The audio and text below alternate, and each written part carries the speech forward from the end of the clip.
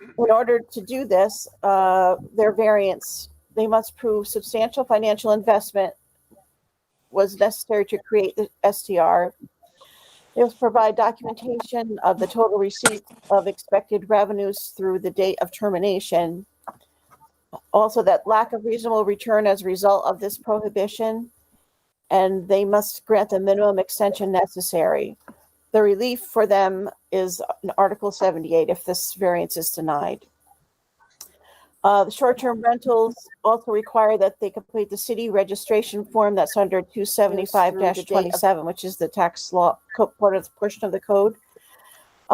It also requires that sprinklers would be necessary for the third floor and above in accordance with Uniform Building Code.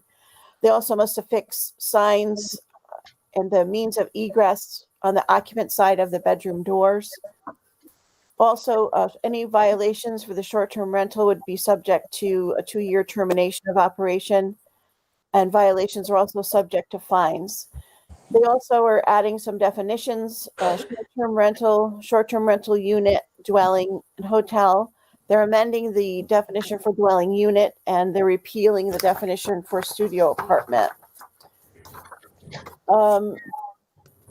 We didn't find any countywide impact from this. We have a couple of comments that they consider, that the Common Council consider adding the definition of the term resident because the ability to conduct or own and operate a short-term rental is contingent upon being a resident.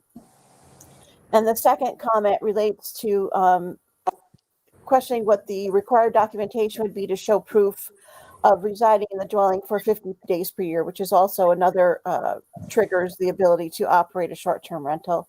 So those two comments we'd like to send to that Common Council. Okay. Hello, Terry. Hello. Any questions or comments? Patrice, the state hasn't acted on setting up any regulations, right? That we know of? Not that I know of. Okay. Okay, we'll entertain a motion. Anybody want to so move? Second. Who was that? Who made the motion? Steve. Steve? Yep, Steve. So moved. Steve. Who's the second? Cookie. Cookie was the second. All those in favor? Aye. Aye. All those opposed? Motion's carried. Local decision. Okay.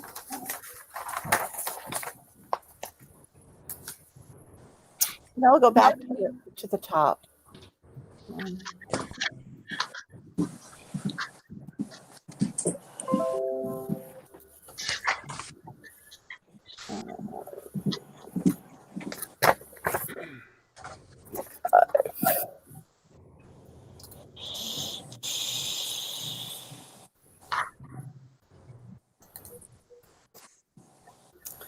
Okay.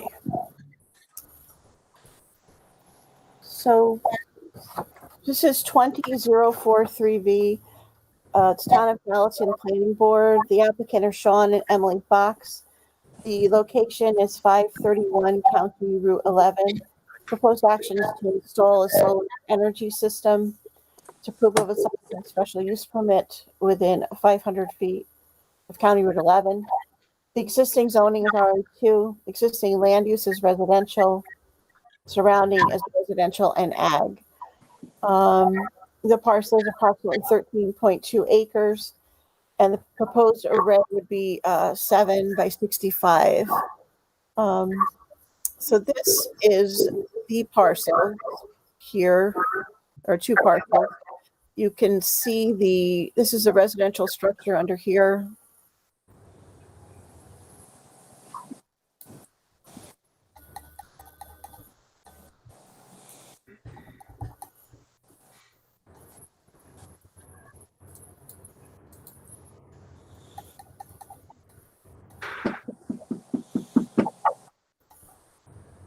Okay, so this gives a better indication of where the solar array would be located.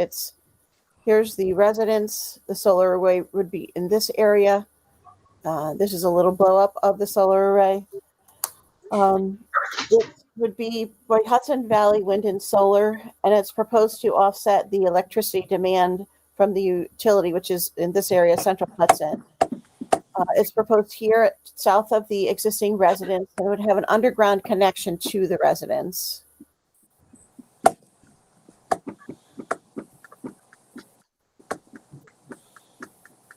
So here's the array again. Here's the residence, parcel boundaries. I think that's the best. This is the trench that would be dug for the underground service connecting the array to the residence.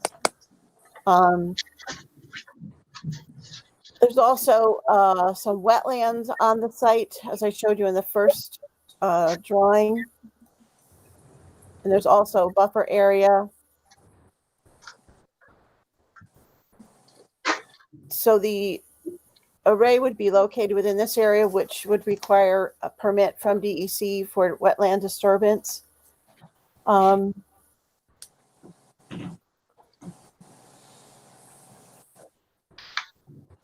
that has been approved, that permit.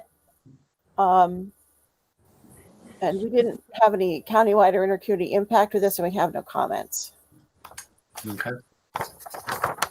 Any questions or comments from the board members? If not, we'll entertain a motion. Also move local decision. Is there a second?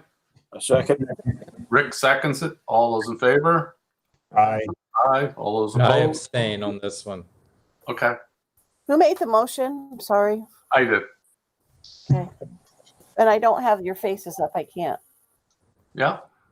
tell. Terry, you abstained, correct? I'm Yeah. abstaining, yes. Okay.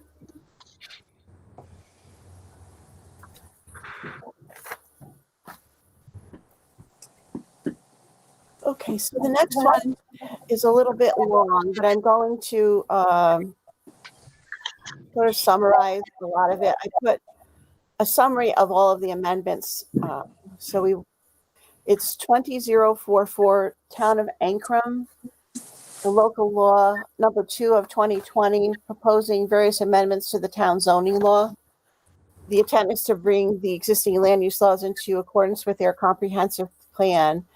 And this was prepared and developed by the Zoning Revision Committee in conjunction with recommendations from the Planning Board, the Building Department, and various other committees with the town of Ancrum. And they also conducted community outreach, including public meetings, and then switched to some Zoom outreach meetings. So for a summary of the proposed revisions, they added to Article 2 districts that no more than one principal single-family or two-family dwelling would be permitted on each lot, and no more than one principal use shall be permitted on each lot. In Article 3, under uses, in the table of use regulations, they added some uses, including short-term rental, which would be a special use in all zoning districts except I1 where it's prohibited. They added Class B biosolid land application on a farm operation only with a valid DEC registration or permit. That is a prohibited use when not in an ag district. When it's in an ag district, it would require abbreviated site plan review. The other use that was added was equipment shed with a principal use. It's permitted or abbreviated site plan review depending on the type of shed. Also, land application of recognizable and non-recognizable food waste on a farm or operation only with a valid DEC permit or registration. That would be prohibited when not in an ag district and abbreviated site plan review when in an ag district. We also added septic land applications on a farm operation with a valid DEC permit or registration. And again, it's prohibited when not in an ag district and abbreviated site plan review in an ag district. We also added cidery that's permitted in the ag zoning districts, and in other districts, like special use permit would be required. They added auctions that require a special use permit in all districts and special event facilities requiring a special use permit in all zoning districts except the industrial district where they would be prohibited. They also added notes that certain residential accessory uses would require the abbreviated review. And they also made notations on the chart indicating that supplemental developmental standards are required. In Article 5, supplemental regulations, they amended the section dealing with accessory buildings and uses, that freestanding accessory dwellings would be allowed on the same lot as existing family dwelling. And they added provisions related to setback requirements and also storage of trucks and boats. And they included information on the abbreviated site plan review. And one accessory apartment per lot is permitted. No accessory apartments or dwellings or two-family residential structures. For freestanding accessory dwellings, they may not be subdivided if it does not comply with the lot and bulk area requirements. Must conform to setback requirements. If it's 1,000 square feet or more, conform to the bulk area requirements. We also revised the section dealing with commercial logging, revising what standards apply, and added use of a portable log chipping plant. And they prohibited unattended burning, and also added the requirement for a performance guarantee. They also did a major revision of the sign section, basically to regulate location, dimensions, and appearance to preserve the rural character, to reduce traffic hazards, to preserve aesthetics, and compatibility with the use of the property and surroundings. They also wanted, the purpose was to make this regulation consistent with the First Amendment guarantee of free speech. They added what signs would be exempt from this, and they also added provisions for seasonal signs and temporary signs. Under individual standards for selected uses, they changed the section on auctions, which would now require a special use permit. They developed provisions and standards for the conducting auctions, and they also listed what types would be exempt, which include fundraisers for tax-exempt organizations, one-time events. Another addition, provisions related to land application of septage and Class B biosolids. Also, section on recreational vehicles. There's a brand new section on short-term rentals. They would require a special use permit and would be valid for 1 year. Establishes the submission requirements for an application. Also, how inspections would be conducted and the requirements for inspections. They're also requiring that the special use permit be renewed. And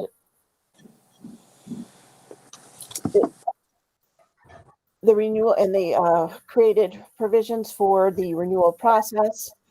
And if a person is denied the renewal, then their relief is to seek in Article 78. They also added a new section on special events facilities. The purpose of this is to reduce the impacts to the surrounding properties. They created use that would be exempt from special event activities.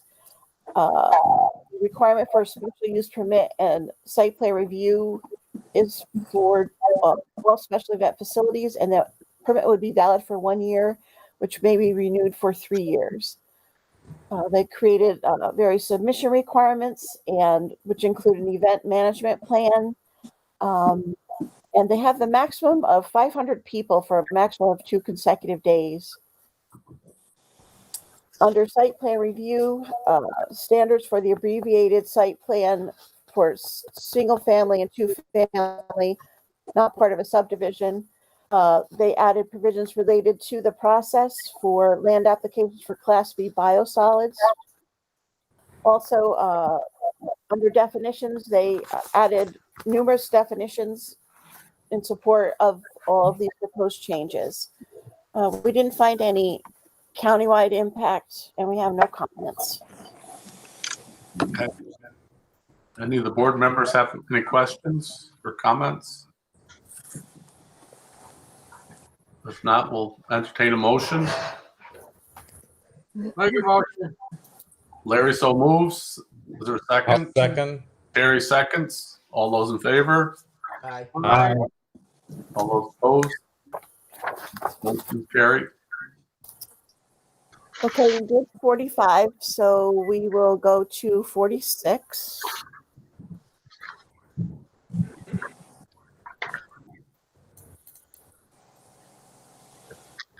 So this is 20046V. It is the Clover Planning Board. The applicant is Ashley Zapp, Philly's Deli, and Jersey Baking.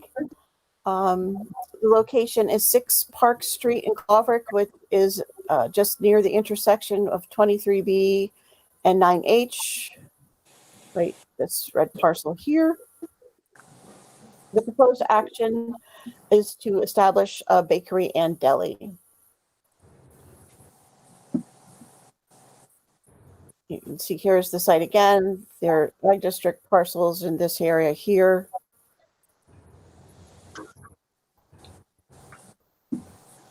The original Clover Food Market, right? Correct. Yeah. Same site as the Clover Food Mart was. Right next to the office. Correct. Yeah.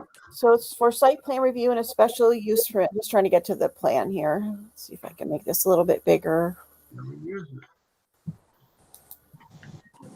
Who knew there was another street in there? Tiny little street. Believe me, we know. Park Street. And it's one way now too. Yeah, it is. In. So the use would include a retail store with a deli, butcher shop, and bakery in the existing structure. And as I just mentioned, the use is similar to what was there a few years back, the Clover Food Mart. It's actually the same applicant operated that use. They have a second location in Valencia, and this access is a commercial shared access off of 9H and off of 23B off of Park Street. There's a paved parking area that's shared with the Postal Service, the adjacent retail, and also there are 2 apartments on the second floor. The requirement is for 22 spaces for all uses, and this particular use requires 8 spaces. So you can see they have them along Park Street and on the side here. Let's see if I can make this a little bit bigger. Can't make it any bigger. How's that? So this is the loading area on the side. The existing entrance to the store is here. There's an existing septic right here, these little boxes. We didn't find any countywide impact from this, but just one comment related to approvals and review that would be required from the County Department of Health related to food service and to evaluate the existing septic system. Okay. Motion to accept staff's recommendation. Is there a second? I'll second. Second. I may have a conflict of interest. I kind of like their products. I spent a little bit of money up there. Could be a financial thing, but I think I don't look it in both. So, Who was Why the did they second? have to go through this again to see if there was existing? Or was it because they closed? It's Different been ownership. 3 owners since they left. And it's been almost 4 years since they've been out. yeah, I was gonna say it's been a while. Yeah. Still a Philly family, right? Or Yeah. Yeah. It's the son. yeah. And building's been empty. The store. The Coyote Flacco bought it. He was the last one, and he ripped everything out, and it's empty. Oh. So Okay, so we had a motion and a second.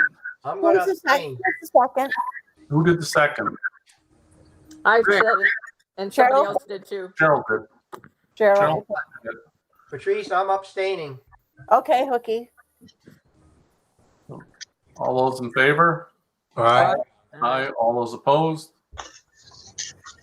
Motion carried. One abstention. Is the apartments vacant too? No, they've always been used. People that work in Coyote Flacco have been living there. Well, Hooky, was that Park Street? Is that the way the road used to go? It was two-way. It was too many close accidents, so we had the state come in and check it, and then they opted to make it one way. Yeah, but was that the way the road originally went before 23 was there? Yes. Oh, okay. Years ago. Years and years and years. It's years because I've never known it that way. Horse and buggy. The town, Park Street belongs to the town, and it goes right through the middle of that parking lot. Oh, okay. So we The have one way about- towards 23, right? Yep. Yep. Okay.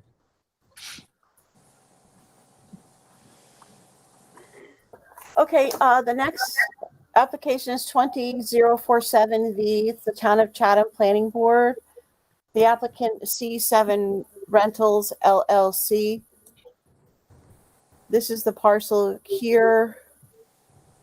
Here's the Taconic State Parkway and State Route 2295 right here. So the actual construction would be right over here in this little area.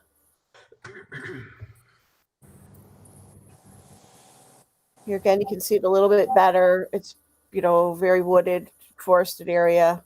And this area currently has what appears to be a parking area, foundations from concrete pads and vacant, basically. Okay. So the location, as I mentioned, is access off of 295. The proposed use is to construct storage buildings. It's approval of a site plan within 500 feet of a state road. The existing zoning is industrial. The existing land use is parking lot and wooded. Excuse me. Surrounding is industrial, commercial, residential, and the Taconic State Parkway. There's a small mobile home park that's adjacent to this parcel. This parcel is approximately 30, excuse me, I need to get a sip of water. You got some black tea here. I got a cough drop. Sorry.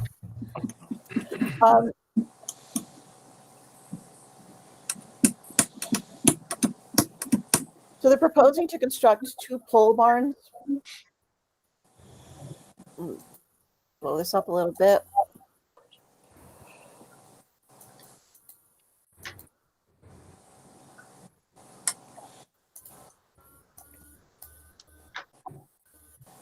You're getting good at this, Patrice. I'm getting better.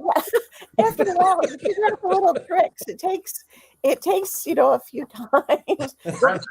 I'll have it all down pat. Have a really snappy. You tell Rob, 'cause I'm going to show you how to do this. I'm going to show you tonight how I can do all that. Rob sits there, so intent. Okay, so they're proposing 2 pole barns. One here and here. One is 1,920 square feet. The other is 3,200 square feet. Access would be off of 295, and there's gravel parking areas. Where's that other?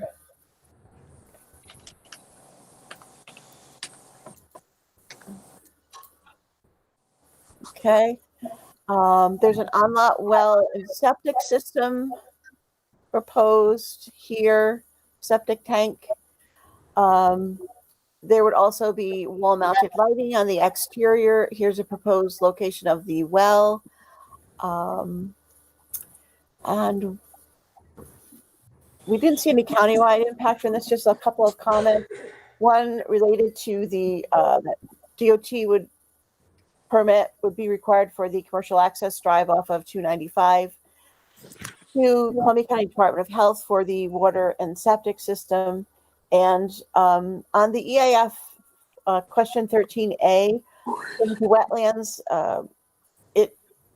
they answered the question that the wetlands or water bodies are on the site or adjoining. Just suggesting, we didn't find any on our maps, but if they are present on the site, that they be identified and delineated on the site plan. So those 3 comments. Yeah, currently for you guys, this is used for storage for Bill Stratton, the builder, parks many of his couple of his trucks there and equipment like that. It is two levels. One of those buildings will be at one level, I'm sure, and then the other, so they won't be doing a lot of grading, it looks like. But There's this guardrail right here that says it's going to be removed. yeah, a chain link fence or something. Yeah, I guess there's a guardrail with chain link fence around that too. Separate things. Okay. Any questions or comments? If not, we'll entertain a motion for local decision. Steve, That motion. Hooky, so moved. Is there a second? A second. Rick seconds. All those in favor? Aye. Aye. Motion is carried.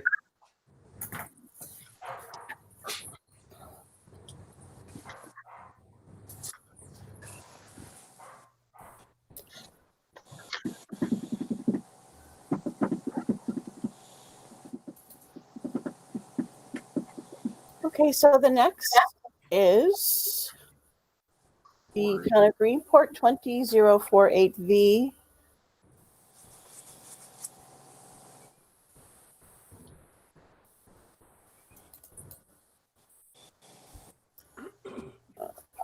The applicant is ELP Kip Solar. The location is 219 Kip Road. This triangular parcel is the subject parcel. The proposed action is to construct a solar energy system. Approval of a site plan within 500 feet of US 9 right here. Oh, so you can see that the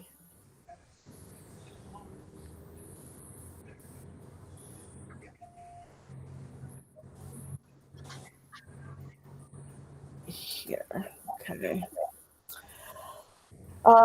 There's no zoning in the town of Greenport.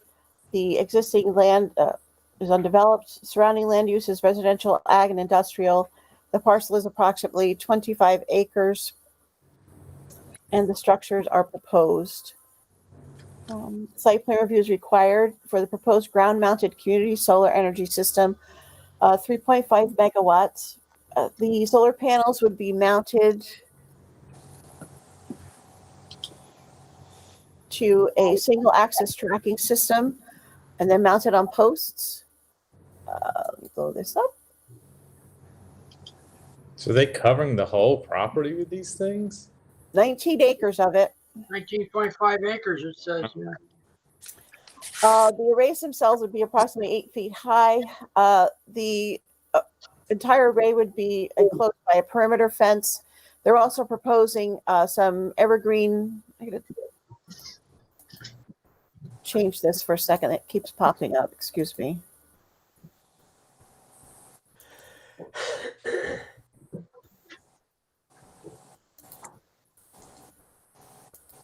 Okay. Evergreen plantings in this area, and then there is existing vegetation that they're proposing to maintain along these areas as a further buffer. There's an access drive over here, which is off of Kip Road, which is a town road, but this is the access drive right here. There's also proposing to have emergency contact signs on the road along the view from the road on the fence.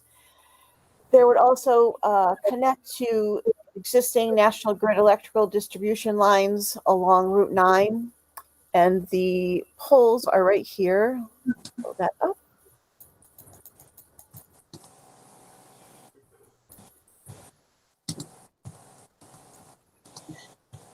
you can see here, the poles are here, 1, 2, 3 poles connecting out to the existing line on 9.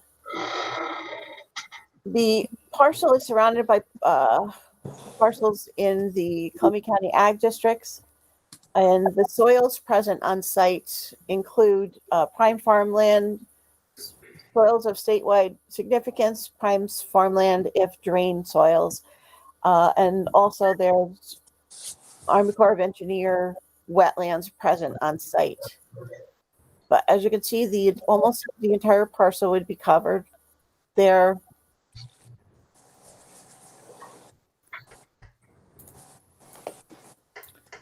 They provided some visual analysis to that.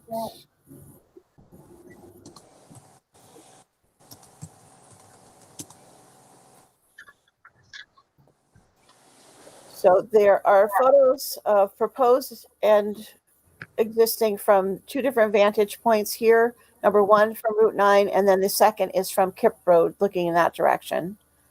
So keeping that in mind, this is the view looking south, the existing view from Route 9, and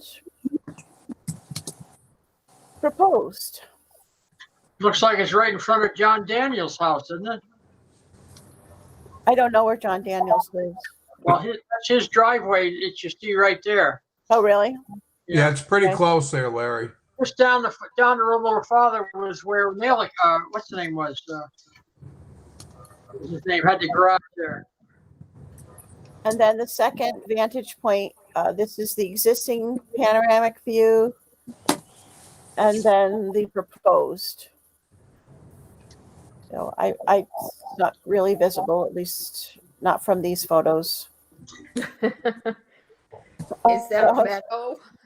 That's from Kip Road, I think, that one there. Correct. That's the Kip Road one from about here.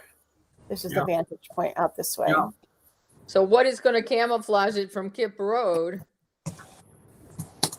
There's existing vegetation along here. They're proposing plantings here in this section, and then there's existing vegetation here and all around to here that they're proposing to maintain that buffer. So the fence would be inside of the existing vegetation. So that's why it's. Is it that tree line on that second from Kip Road? Is it the tree line? This is a proposed planting here. You see that? To me, it looks like a meadow. That's pretty. I'm just wondering how they're going to camouflage all those things. Yeah, there's quite a few plantings here. Let's see. Do I have a? This is the existing. You can see a little bit.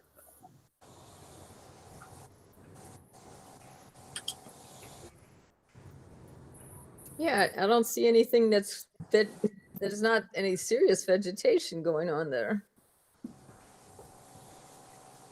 Well, I can only tell you what, based on the views that they are showing, and I don't know that this is actually today's aerial photography, aerial photo.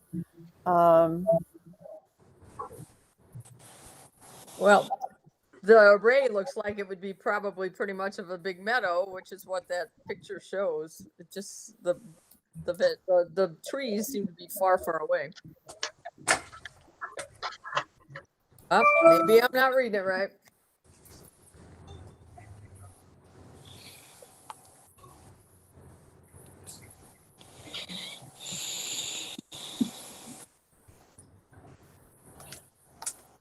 So we found that there would be countywide impact on this, and as for similar to the other solar systems that have been proposed throughout the county recently, of around this size or a little bit larger, we're recommending approval. The countywide considerations are compatibility of various land uses with one another, protection of community character, official municipal and county developmental policies, and achieving and other matters as may relate to public convenience, governmental efficiency. We recognize that the potential for visual impact due to the large scale, and noting that the applicant has performed a visual impact analysis, which we were just looking at. Also that these facilities being proposed throughout the county, and New York State programs and policies regarding renewable resources and expansion of solar capacity throughout the state would be supported by this type of development. And the town of Greenport has a local law to regulating large-scale solar installations and establishing a review process to do so. Also recognize that solar generated power is renewable, abundant, and non-polluting resource. Also knowing that solar farm will generate solar energy, anticipating results and improvements in the conditions of the grid. It's like the impact of this proposal would be positive, and that new energy would be added to the existing electric grid, which is National Grid. Also noting that there's core wetlands on the site, some disturbance. New York State DEC stormwater pollution prevention plan required for disturbance of more than 1 acre. It's also located within the town of Greenport, critical environmental area for source water protection. Also noting that the project is located within 500 feet of land within a certified ag district, which requires submission of an ag data statement. For soils, noting that the site contains highly productive farmland soils, including prime farmland and soils of statewide importance, and anticipating that best management practices would be conducted during construction, operation, and decommissioning to minimize impact to this site and the quality of the soils. And also that emergency access at the local fire chief review the site for adequate emergency vehicle access. Okay. Anybody, board members, have any questions or comments? No, I agree. I think approval is appropriate for the size of everything. I'll make the motion for approval. Is there a second? Second. Who's the second? Gary, did you? Steve. Oh, Steve. Steve seconded. All those in favor? Aye. Aye. All Aye. opposed? One abstention, Patrice. Okay,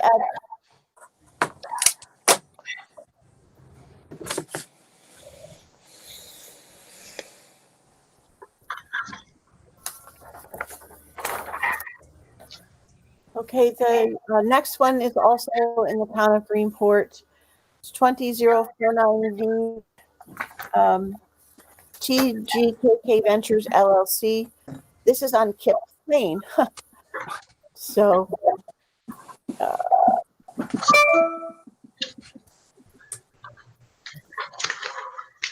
Kip Lane is off of Fairview Avenue, Route 9.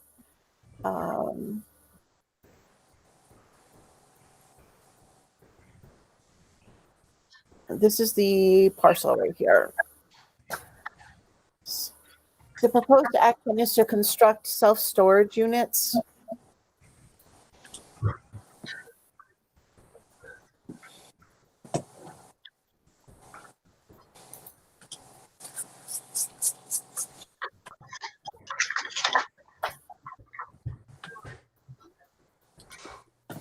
Okay, this is the existing.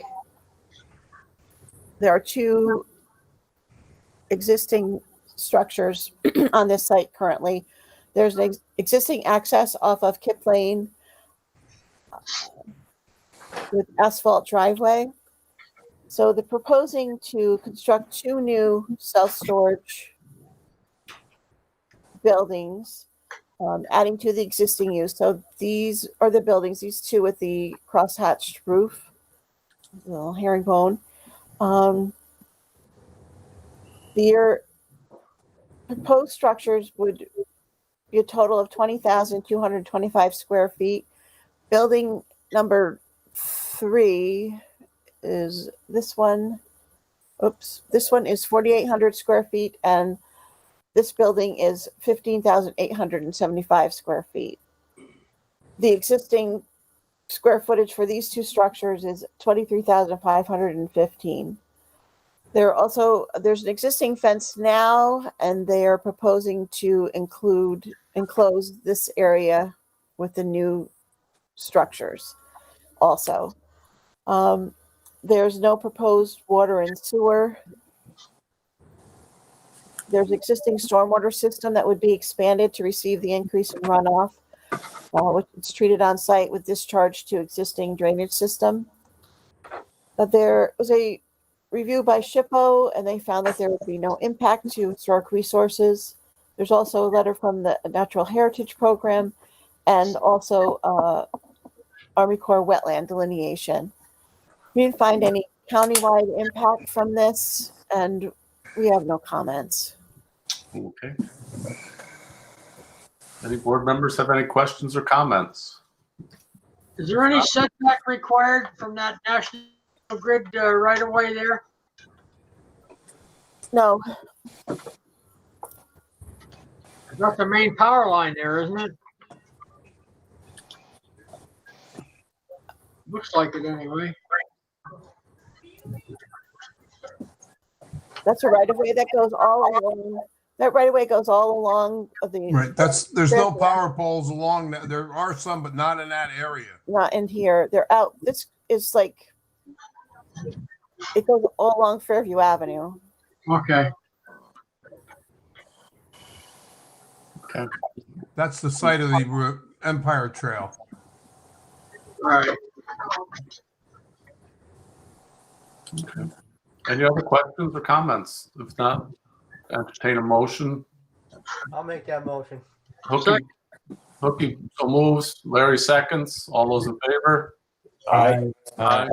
One abstention. Motion carried. One abstention.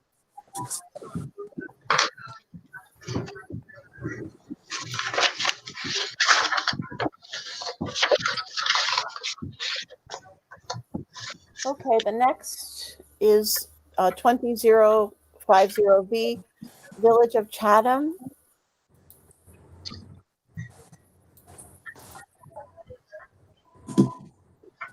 It is located, the applicant is Peter Whalen. It's a Village of Chatham Planning Board. Its location is 59 Church Street. It's proposing to convert a structure to apartments and storage. An existing structure, the approval of a site plan within 500 feet of a state highway. Church Street is actually 203. The existing zoning is C2, existing land use, commercial, industrial, surrounding residential. The parcel is approximately a half an acre.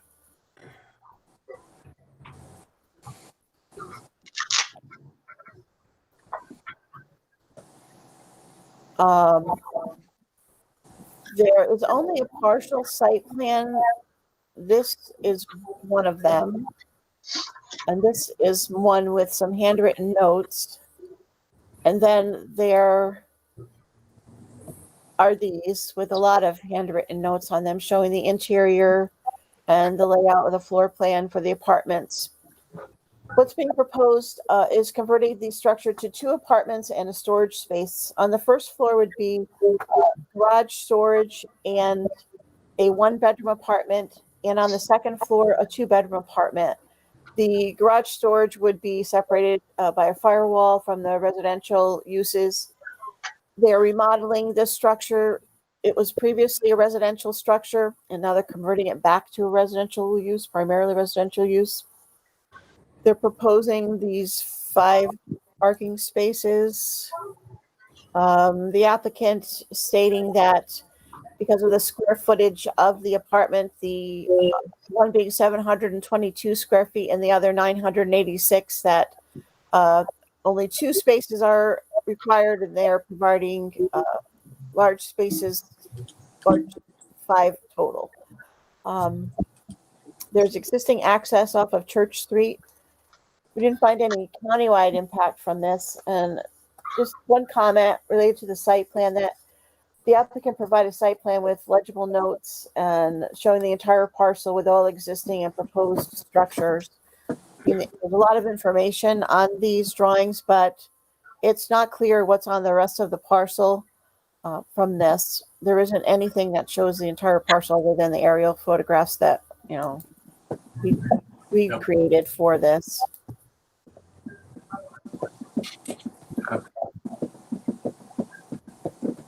Any board members have any questions or comments? If not, we'll entertain a motion. Cheryl, you so move? Sure. Okay, I'll Cheryl. second it. With Patrice's comment. That's a mess. That drawing. All those in favor? Aye. All those opposed? Motion's carried.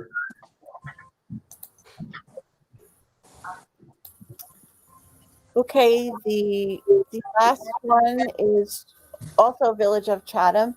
It's 20051. Village of Chatham Planning Board, and the applicant is Christopher Nabel, Pyconic, New York, LLC.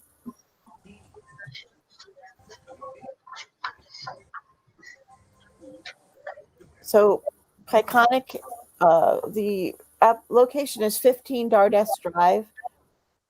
The proposed action is to establish a bakery in an existing structure, issuance of a special use permit within 500 feet of Hudson Avenue, which is Route 66 in Chatham. It's just south of the village center. The existing zoning is C3. The existing land use is commercial. The parcel or the space is at about 1,200 square feet, and the structure is existing. This is the entire structure here. It houses other retail uses. There's Chatham Chinese Restaurant, Family Dollar, and Lagonia's Pizza. Used to be So- there. Pardon me? Used to be there. I think he moved everything out. Did you move to his new space? We just reviewed that a couple months ago. Well, that's Yeah, good. it's open. Yeah. Okay, so as I mentioned, it's existing space in the Chatham Plaza. The primarily interior renovations, nothing proposed to the exterior other than proposed signage.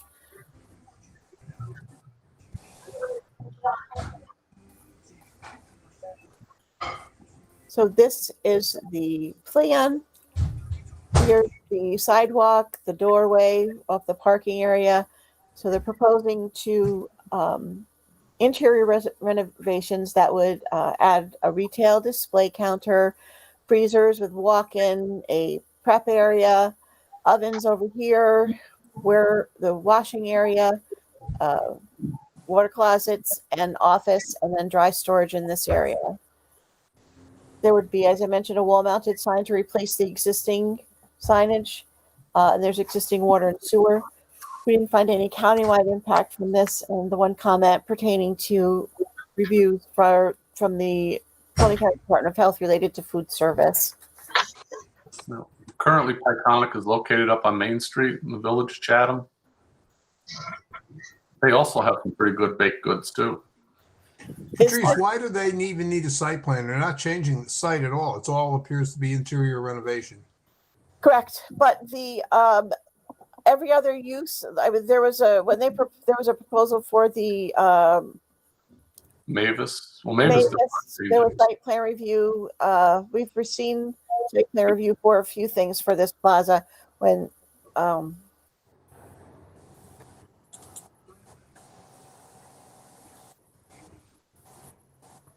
Okay. Yeah. I mean, the Mavis, I could see that because there were structural changes to the building and that was a real change in use, but this doesn't appear to be that. It's a retail to retail. So. It's also a factory. I mean, a little bit bakery. Well, he doesn't even really show any indoor seating or anything either. No. Yeah, I think this is more where they're going to produce the baked goods to sell in the other location on Main Street. Oh, okay. I believe, and more wholesale applications, but Okay.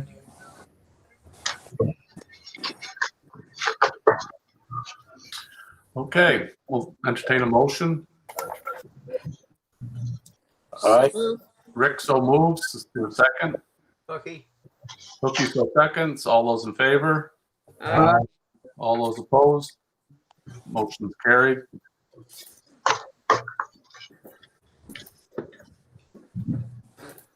That ends the 239 referrals for the month of October. And That's all my referrals. I don't have anything else. we have the training program on Monday night, right? Monday night, correct. So it's all online registration, and you click on the link and sign up, and then they send you an email Yeah. with the information to join the meeting. It's all virtual, so This Monday, right? correct. Yep. Who has the information for the link? You? Pardon me? You have the information for the link? Yes, you're all set. Yeah. You're registered and you're all set. I coordinated with your assistant. You got me to do it? We've got it all taken care of. Larry. All right. I'm ready to go. Huh? What time's it going to be? 7? 6. My computer's dying on this. I'm gonna have to get off before it kills, before it dies. Yeah. The other thing is the New York Planning Federation has several webinars currently on their website as well as upcoming. And I think, was it the Capital District Region Planning group is also doing several seminars. You can check out their website. And webinars are the way to go right now. So if there's nothing else, we'll stand adjourned at this time. Thank you all. Although hopefully, probably won't be till January at the earliest now before we get back into 401 State Street. So, All right. I kind of like these, actually.